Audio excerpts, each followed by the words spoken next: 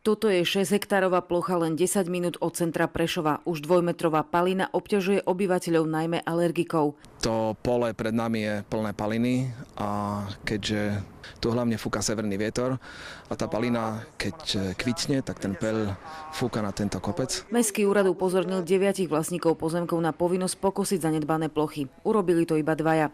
Problém preto začal riešiť obvodný úrad životného prostredia. Jeho šéf sa bol osobne na mieste pozrieť. Hneď vyzveme týchto ľudí, čo sú majitelia týchto pozemkov, aby to odstranili. Ak svoje pozemky nepokosia do 3 týždňov, hrozí im pokuta vyše 3 000 eur, v prípade firiem 10 000.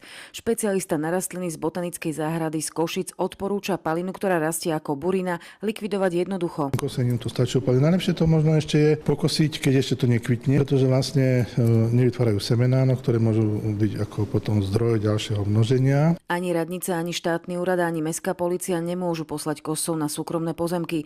V Rakúsku či Nemecku je to podľa šéfa Združenia náčelníkov mestských a obecných polícií iné. Takéto plochy vykosí mesto alebo vykosí samospráva, pokiaľ sa o to nestará vlastník, vlastníkovi to nechajú zaplatiť.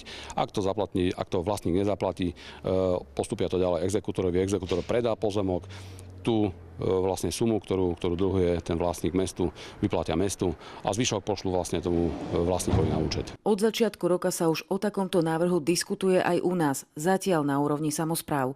Diana Murziková, RTVS.